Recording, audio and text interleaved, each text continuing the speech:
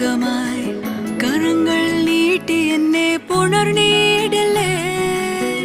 കണ്ടാലെൻ ചാരുതയ്ക്ക് 100 കോടിയേകണം സ്വർഗത്തെ നിധി പോലെ